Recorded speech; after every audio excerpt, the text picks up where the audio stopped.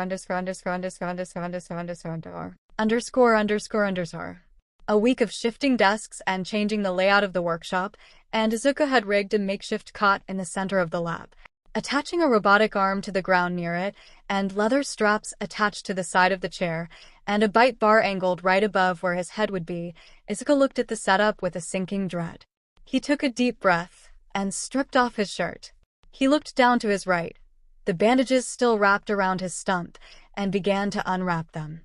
He didn't need to wear them anymore, but every time he looked at the exposed stump he felt this sinking feeling of inadequacy and self-loathing. The scarred, stunted limb filling his mind with dark thoughts he would rather avoid. However, this time, looking down at the stump, all he felt was the familiar feeling that he gets when a new idea invades his mind. A need to fix a problem. He took several deep breaths, staring at the cot with extreme dread. Looking over at the other table, he saw 4 of the painkiller hypos laid out, ready just in case. Everything is prepared, everything is ready, but is he? It isn't too late to back out, to try something else before he makes a mistake, an error that could have devastating consequences. But if he gave up now, would he ever really forgive himself? No, he wouldn't. Izuku marched over to the cot, laying himself down and using a joystick to control the robot arm. The arm lifts the straps and buckles them, restraining 𝗧𝗂𝗧𝗏 tightly. He couldn't be allowed to move much. He had to remain perfectly still through the entire procedure. Once the straps were in place, Izuku slowly used the joystick to lift the metal object from the desk, his heart beginning to hammer into his chest. The object was a fitted metal plate, molded to a pauldron-like shape. It was simple, save for the currently exposed arc blue power supply, fitted into a compartment into the plate. On the outside of the pauldron, near the joint, is a glossy black glass semicircle. A fisheye lens, fitted to a sensor just under the glass. The plates were moved out of the way to expose both the power supply and the sensor, with notches to attach to the arm. At the edges of the shoulder joint were 4 sockets, each fitted to extend about 4 inches into the shoulder, with 4 steel-bolted screws attached to them. Under the sensor was a large drill bit, with wiring spiraling loosely down. Izuku moved the shoulder plate into position, fitting it tightly against his stump. He took several more deep breaths before turning the dictation back on. What I am about to do will be permanent. Once it's on, there is no going back. Izuku spoke into the dictation, shivering as he looked over at the hauntingly large drill bit. But if I gave up now, I would never forgive myself.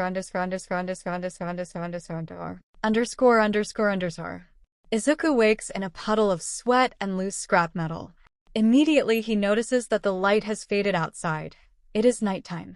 The pain begins to flare up again, and he grabs another hypo, injecting himself with the fluid and numbing the pain. He slowly lifts himself up, using the table as a makeshift crutch, before looking over at his shoulder. The glossy brass shoulder cap sits fitted into his shoulder,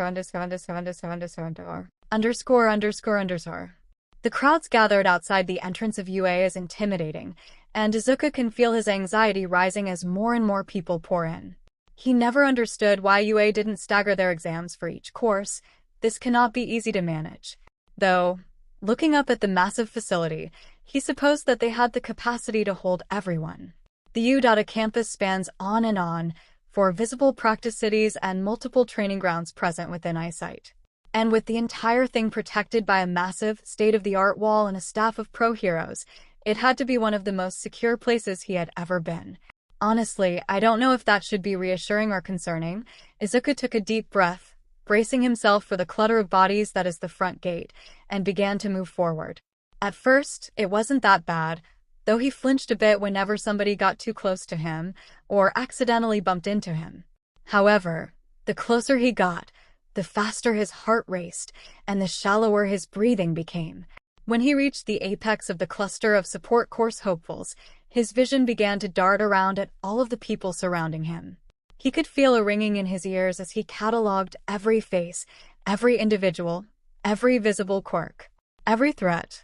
Trying to take deep breaths, he slowly reined in his anxiety, though it flared again when somebody bumped into him from the side, his body flinching violently, and his thoughts began to race, thinking of every way that he could possibly escape the situation, every route, every option. I need to get out of here, it isn't safe. His mind swam, his hearing deafened by the drumbeat of his racing heart. I shouldn't be here, I can't be here. Ace?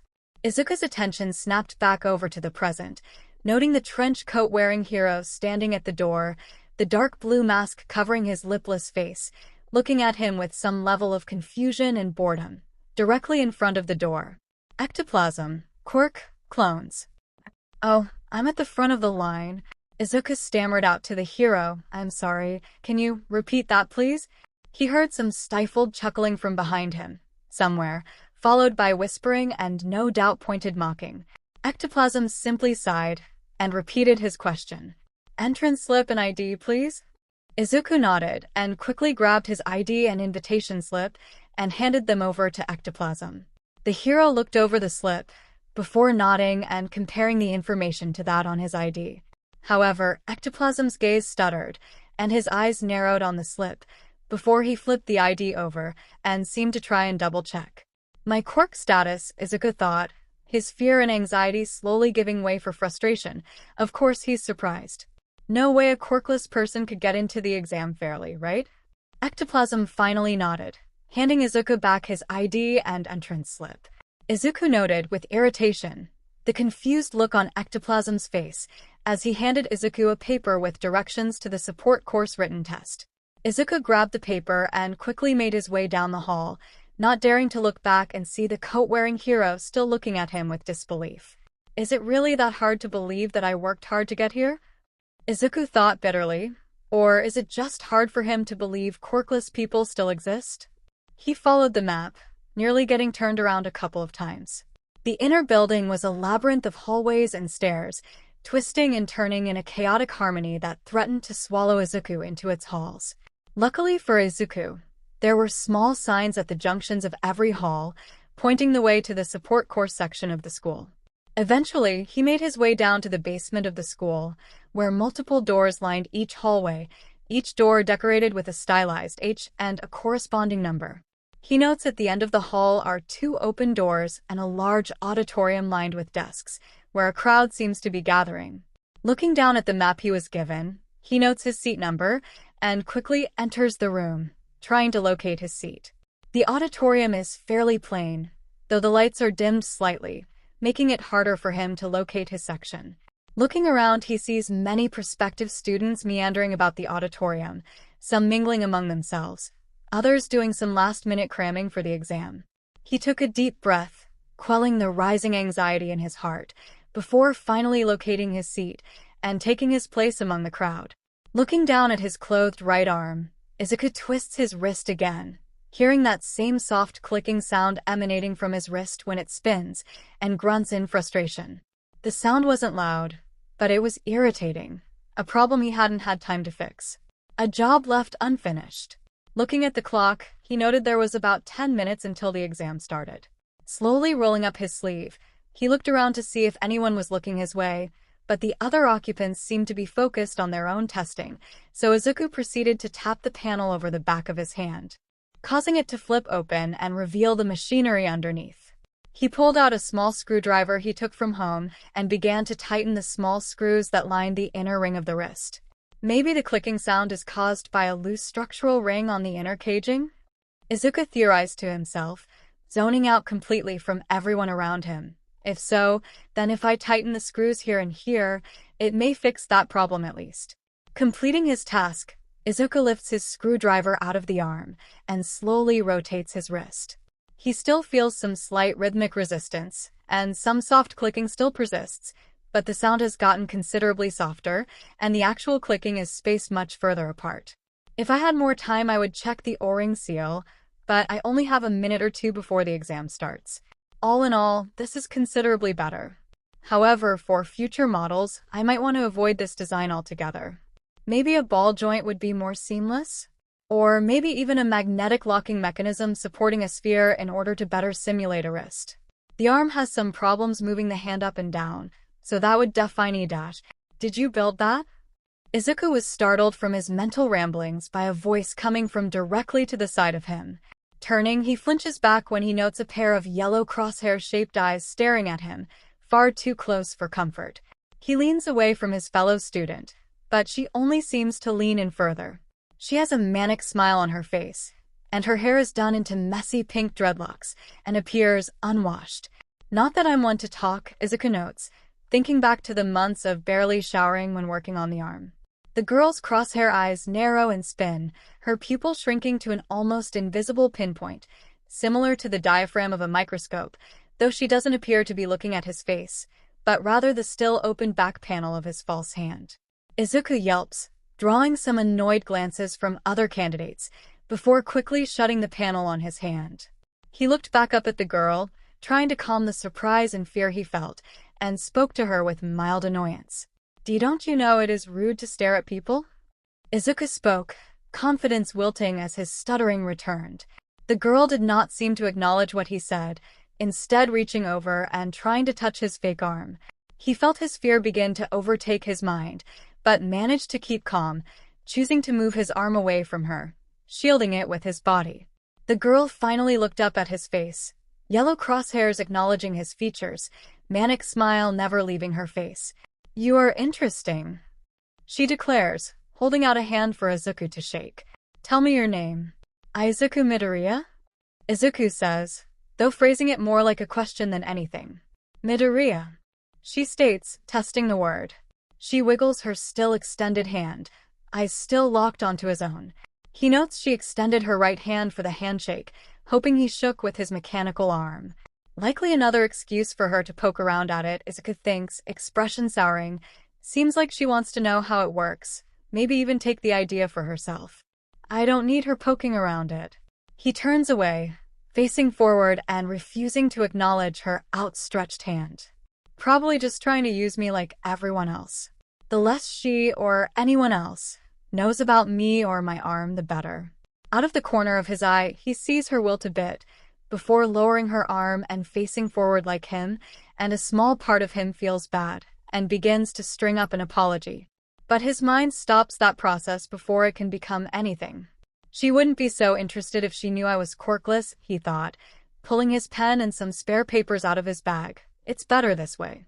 I don't need anyone pretending to care about me. He pauses, trying to compose himself. A few deep breaths and he schools his features once again. Besides, this way it will hurt less when they find out the truth. The lights finally turn dark, before a spotlight shines on the stage, and a single figure walks out from behind a curtain. The figure that walks out is male, wearing no shirt and what appears to be a digger's backhoe on his head, modified to almost look like an open jaw. Underneath the strange mask, visible light brown hair wildly juts out in random directions, and his eyes are completely covered. He wears denim jeans, boots, and modified gauntlets that leave his fingers exposed, which end in large metal tips. Power loader, Izuku thought, beginning a mental analysis of the pro hero. His quirk mutated his fingers to end in iron-tipped claws, similar to an excavator. Obvious uses include ease when digging and more durable fingertips, useful for the manufacturing process. Izuku focused his attention on the shirtless hero, who tapped on the microphone with one of his iron fingertips and began to speak. "Welcome to the support course entrance exam," Powerloader speaks, his voice gravelly, but still carrying through the speakers well. "I am not one to waste time, so why don't we get down to it?"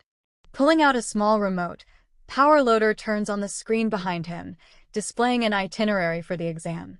The written exam consists of 2 parts, the written exam and the practical exam. He moves in front of the podium, picking up the microphone and carrying it with him.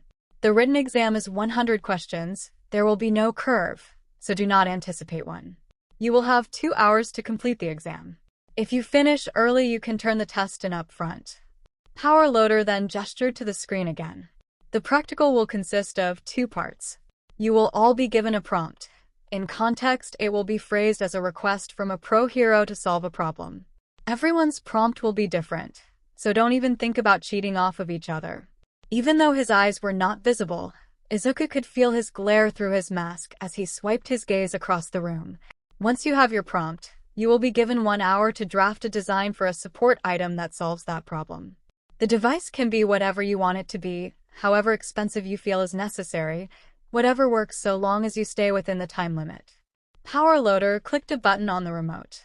Once that is done, you will each be called in individually to interview with myself and present your design, where you will be asked to explain it.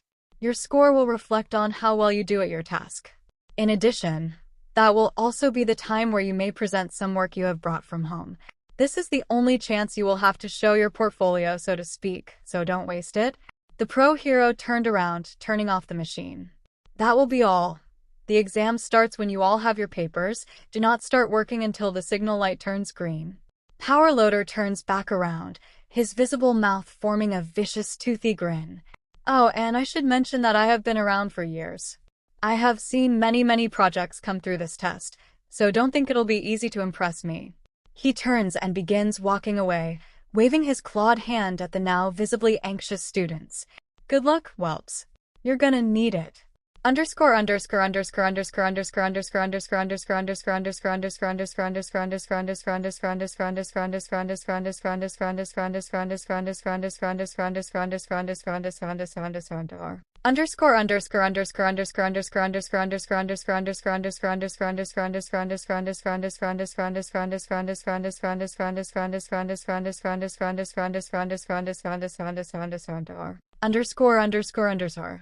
The written exam was exhausting, but rewarding.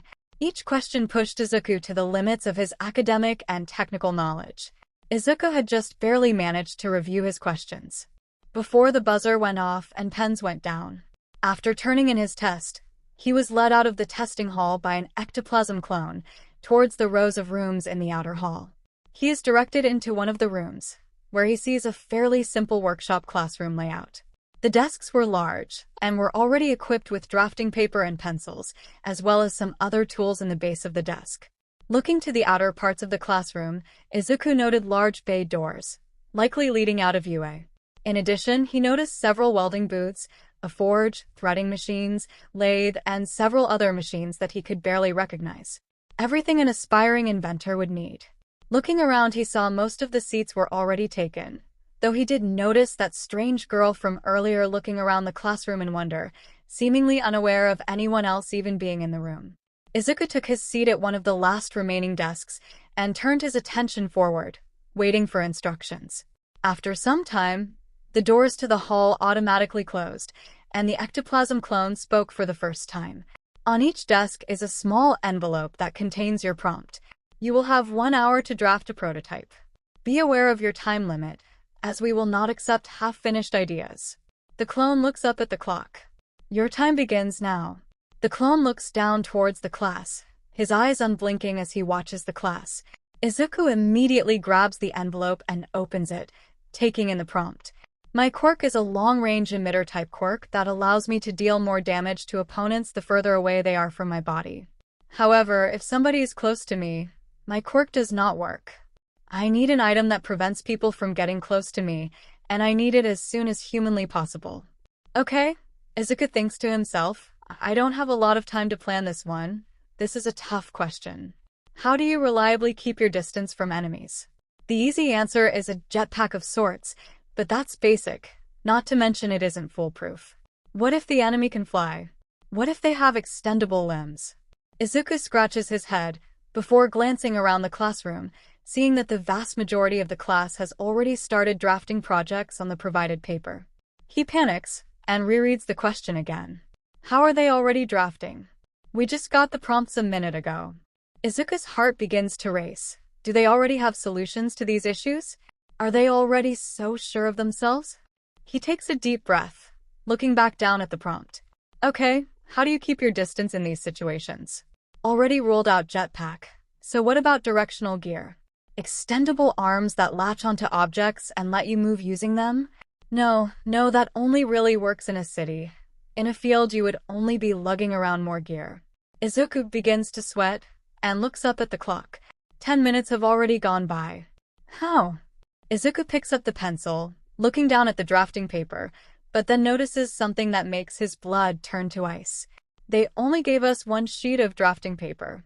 His hands begin to shake, and his ears begin to ring. One sheet of paper. One chance. We only get one chance to do this. But why? People redo their work all the time? Why would they only give us one paper? The seconds ticking by are deafening, and Izuku feels the room closing in on him. I'm wasting time. I can't do this. I have nothing. No plan, no idea, nothing that works in this scenario. Tears begin to prick against his eyes, and he feels a dizzying weight settle on his shoulders. He doesn't dare look back up at the clock, but he senses people already getting up around him and handing in their completed designs. They're already done? But I haven't even started yet. Izuku looks around in a panic, seeing that half the class had already left the room, their designs piled on the desk in front of ectoplasm. I can't keep up. I can't keep pace. Finally braving a glance at the clock, he notes that 15 minutes have already passed. A quarter of the time limit gone, and I haven't even come up with a single idea? I can't do this. Why? Why am I always so useless? He puts his head down on the desk, trying to collect himself. I don't know what to do. Izuku looks up and notices that of the 30 people who started in the classroom, only 5 remained. I lost before I even started. The others were all so confident in themselves, in their inventions. And here I am lost. I'm done. He looks up at the ceiling, taking in what might be his last look at the classroom. So close to my dream. So close, and yet I guess this is how far I go. I have nothing. No plan, no solution, no time. He glances over at the side of the room, the clock ticking by. 20 minutes had passed, and he had no idea what to do next. But then he notices something. That strange girl from before. She hasn't even picked up her pencil yet. Did she give up too? No, looking at her face, she was deep in thought, mind alive with ideas. She was planning, at this very moment she was still planning, unaware or uncaring of her surroundings. She hasn't even started, and yet she still seems so confident. How? Izuku faces back to his paper, reading the prompt over again. More than a third of the time has passed, and she hasn't even drawn a single line. What does she know that I don't? Is there some trick to this? Some secret right answer? What am I missing that everyone else knows? That she knows? Izuku looks at the paper again, mind spinning. I don't know what I'm missing. I can't begin to understand. What did I miss? Why can't I work under pressure? But I did, didn't I? He looks down at his right arm, still covered by his sleeve. Our devices from home. That's it. Izuku picks up the pencil, holding it up. This isn't a test of our technical expertise at all. That's a red herring. That is what we show with the projects we brought from home. His mind wanders back to Power Loader's initial opening speech.